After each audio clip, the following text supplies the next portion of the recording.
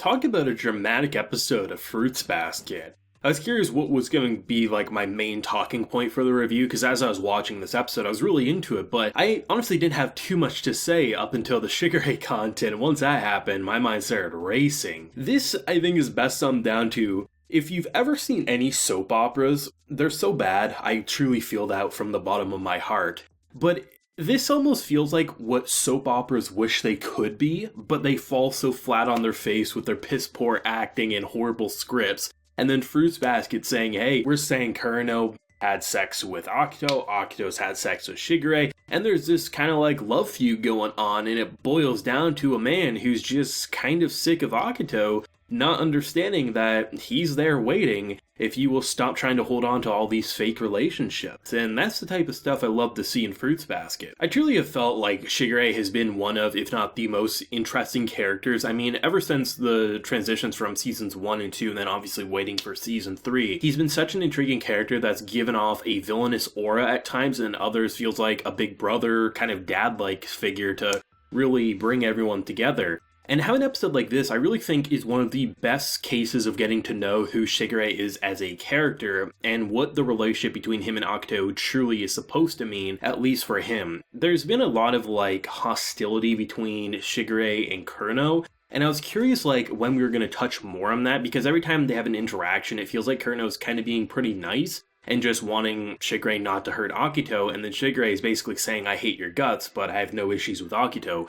But when you look at how he interacts with her, it's so twisted. That's probably the best way to put it. It feels twisted. And from my understanding of watching on this episode, I mean, they end up having sex and there's a lot of hostility. It seems like every time they have a conversation, it pretty much boils down to Akito saying, stop leaving me, stop doing this and that, where he's personally saying, I'm always here waiting, you're the most important person in my life, yet you do so many things that shows me that I'm not the most important person in your life. That's pretty much what it felt like to me, especially considering, when you see the flashbacks and you see, his interactions, it almost feels like he's kind of sick of the curse. He's sick of Akito feeling like everyone in the Soma clan are hers, and that whatever she wants to do with them, she can.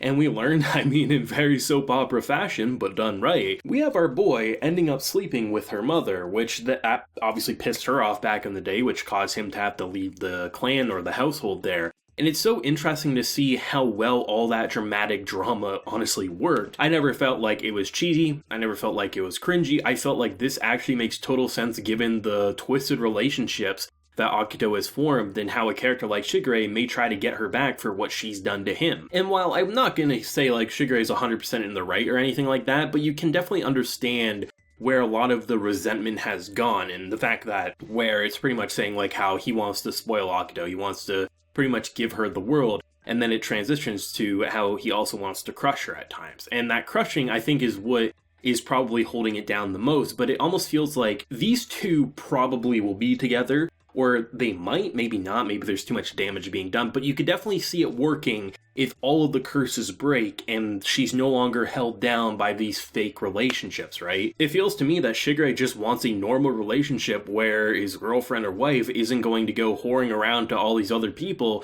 and also isn't going to say that she needs the love from all these people when really he should be enough, is how he's basically feeling. And when she does something that pisses him off, he does something to piss her off. It feels like this kind of back and forth, and it all boils down to the curse kind of keeping everything at bay there. And it's so fascinatingly dramatic is probably the best way to put it. And I love seeing them kind of have this imploding sequence that then, it feels like a band-aid is probably the best way to explain it. Them being intimate is literally just a band-aid to keep it going for a little bit longer, as hopefully Toru and the others will find a way to break all the curses, and maybe that will be the first time they'll be able to decide, is this a relationship worth pursuing, or is it something too toxic to ever touch with a 20-foot pole? I like that type of stuff about Fruits Basket. It takes things that I've never really enjoyed about other media. I know I brought up soap operas a couple of times, but that's the type of shit I absolutely hate. But that's literally the stories they use for 100 episodes. But it just feels so cringy, it feels so fake. But here with Fruits Basket, after having how many episodes now, we've seen what this relationship or all these relationships represent, so it's understandable why something like this could happen, and it makes it actually a pretty engaging plotline where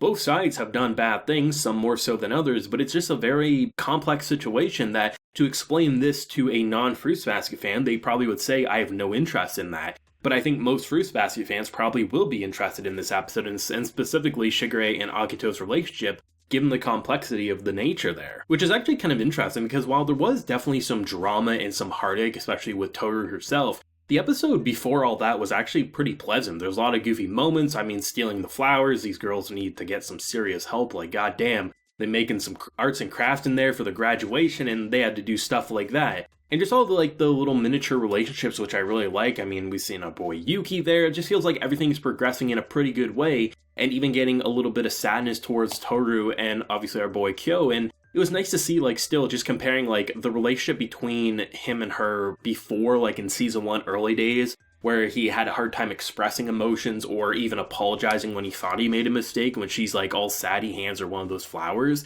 And then the transition to seeing, obviously, someone like Shigure hand Akito a flower. It's just great to see, the difference there, especially the color palette used, where she got a very bright and it felt like a positive flower. Akito got something more relating to blood, it felt like. It was just the good visual touches that really kind of bring out a scene.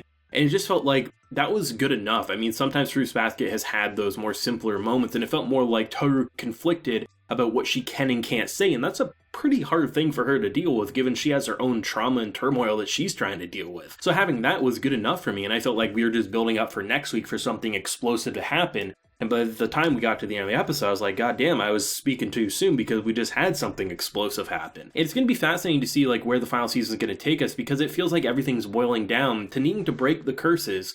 And once that happens, that's when all the healing will do. And obviously that's what we've been building up forever, but it feels like we're so much closer to the finish line now that a lot of this is becoming a reality, both good and bad. And that's really interesting. I know there's obviously the speculation, and it feels like we're pointing towards a one core for the final season. Some people, that makes them upset. Some people saying, no, I can see one core working. Personally, to me, I always say this. I mean, we have the manga author of Fruits Basket who's been working with this adaptation since the start. This was basically the adaptation of her dreams. Trust in the manga author. If things get cut or skimmed down, it probably means that it was okay from her point of view, and I would much rather have a 90% fully adapted story than a 40 to 25% like we usually get. I'm just appreciating what Fruits Basket has delivered us, and I'm just going to continue to hope for the best, and I've yet to see a bad episode, so for me, I'm still a happy camper. I would just say a lot of times in the anime community, we see people focus on episode counts a little too much. It's best to see the final product before you make these assumptions or